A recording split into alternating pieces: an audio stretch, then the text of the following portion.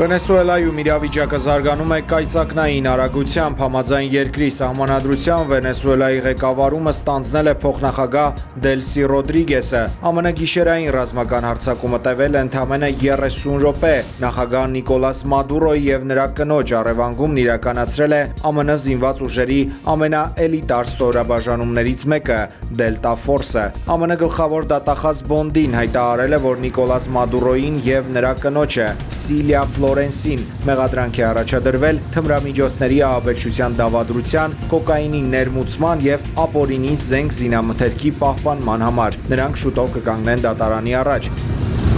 Իդեպ այս հոդվածների համակցության մեղադրանքը ըստ ամերիկյան օրենսդրության կարող է նախատեսել մինչև անգամ մահապատիժ։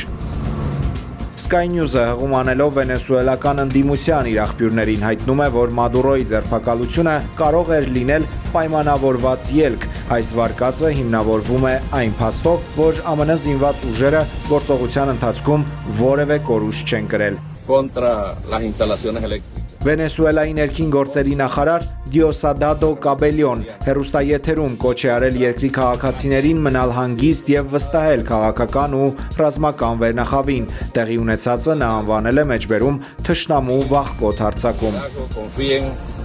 ԱՄՆ զինուժի հարվածների հետևանքով Կարակասում եւ այլ քաղաքներում կան բազմաթիվ զոհեր եւ վիրավորներ։ Ամերիկյան օդային հարձակման հետևանքով Վենեսուելայի պաշտպանության նախարարի մահվան մասին լուրերը հերքել է հենց նախարարը Վլադիմիր Падրինո Լոպեսը։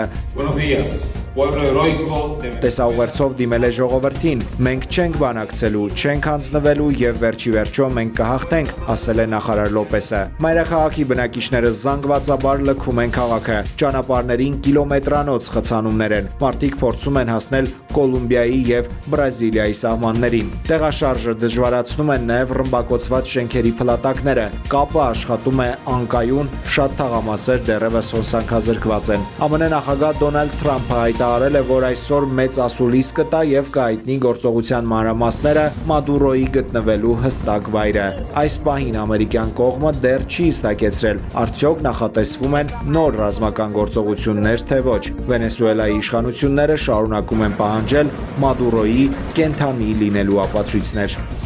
Ամերիկյան զորքերի Վենեսուելայում ռազմական գործողություններ անցկացնելու ֆոնին ռուսական մամուլը քննարկում է, որ դեռևս 2019 թվականին ռուս քաղաքական գործիչ Վլադիմիր Ժիրինովսկին կանխատեսել էր Վենեսուելայի վրա ԱՄՆ-ի հարձակումը եւ այն, որ դա կարող է տեղի ունենալ Մոսկվայի ու Վաշինգտոնի ստվերային պայմանավորվածությամբ։ ԱՄՆ-ը Ռուսաստանին պաշտպանում է Ուկրաինայի հարցով, իսկ Դաշնությունը աչք է փակում Վենեսուելան, ապա Կուբան վերցնելու Թրամփի գործողությունների վրա։ Он Венесуэлу берет, мы Украину. И он говорит всем, вот смотрите, Венесуэла. Завтра я Кубу возьму. Նա վերցնում է Վենեսուելան, մենք Ուկրաինան, եւ նա ասում է բոլորին. վաղը ես կվերցնեմ նաեւ Կուբան։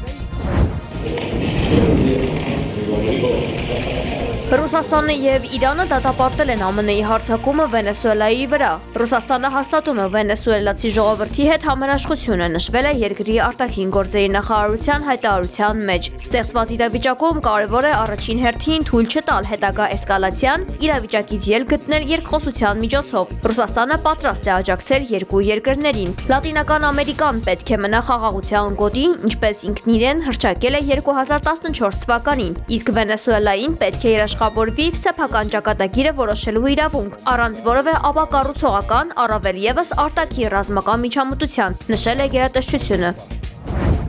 Վենեսուելայի վրա հարձակման ֆոնին Կոլումբիայի նախագահ Գուստավո Պետրոն կոչ է արել ՄԱԿ-ին անհապաղ նիստ հրավիրել։ Կոլումբիայի կառավարությունը մերժում է միակողմանի ռազմական ցանկացած գործողություն, որը կարող է վատթարացնել իրավիճակը Վենեսուելայում կամ վտանգի ենթարկել քաղաքացիական բնակչությանը, նշել է Պետրոն։ Նա նաև կոչ է արել ներգրավված բոլոր կողմերին ձեռնպահ մնալ առճակատումը խորացնելուց եւ առաջնահերթություն տալ երկխոսությանն ու դիվանագիտությանը։ Կոլումբիայի նախագահը հայտնել է, որ կառավարությունը միջոցներ է ձեռնարկել քաղաքացիական բնակչությանը պաշտպանելու եւ Կոլոմբո-Վենեսուելա սահմանին կայունությունը պահպանելու մարդասիրական կամ միգրացիոն օգնություն ցուցաբերելու համար։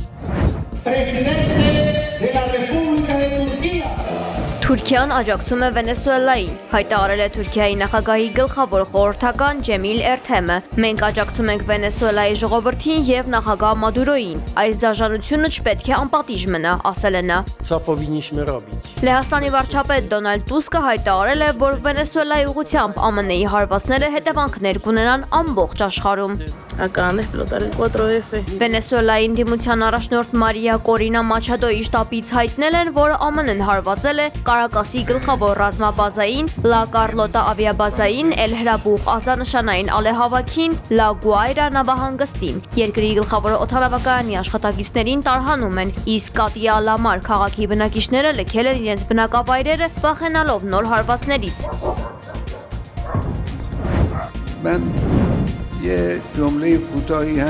Բողոքի ցույցերը արդարացված են, բայց դրանք տարբերվում են անկարգություններից։ Մենք խոսում ենք ցուցարարների հետ, պաշտոնյաները պետք է խոսեն նրանց հետ, սակայն անկարգությունների մասնակիցների հետ խոսելն անօգուտ է։ Այս մասին հայտարարել է Իրանի հոգևոր առաջնորդը, մեկնաբանելով երկրում արդեն 7-րդ օրը շարունակվող լայնամասշտաբ հուզումները։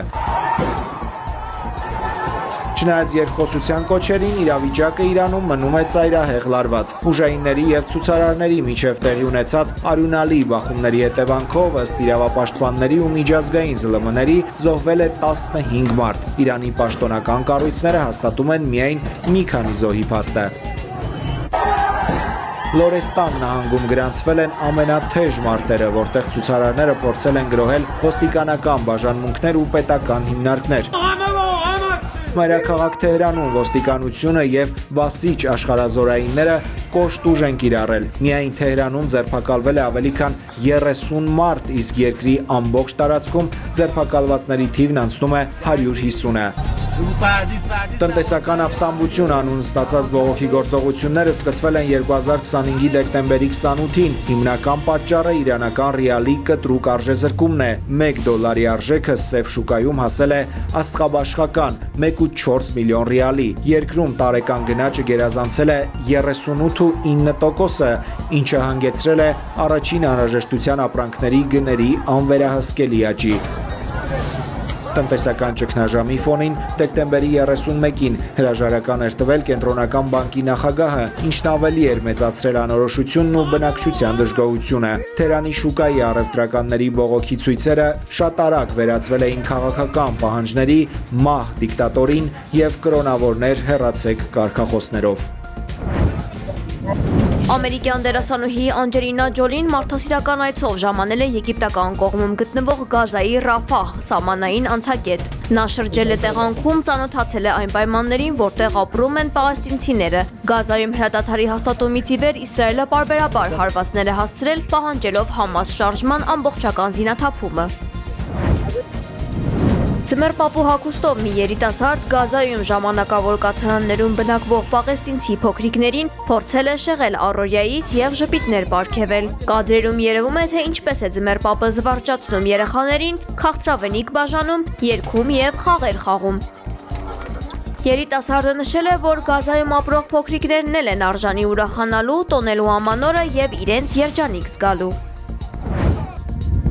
Սիցիլիայում սկսվել է էթնահրաբխի ժայթքման նոր փուլը։ Սիցիլիայի տարածաշրջանային քաղաքացիական պաշտպանության ծառայությունը դեղին տագնապի մակարդակ է հայտարարել հրաբխային ցնցումների եւ մոխրի արտանետումների աճի պատճառով։ Էթնայի ակտիվության նոր փուլը սկսվել է դեռևս դեկտեմբերի 24-ին։ Հրաբուխը 2013 թվականից ի վեր գտնվում է գրեթե անընդհատ ժայթքման վիճակում։ 2024 թվականին գրանցվել է Էթնայի 5 խոշոր ժայթքում։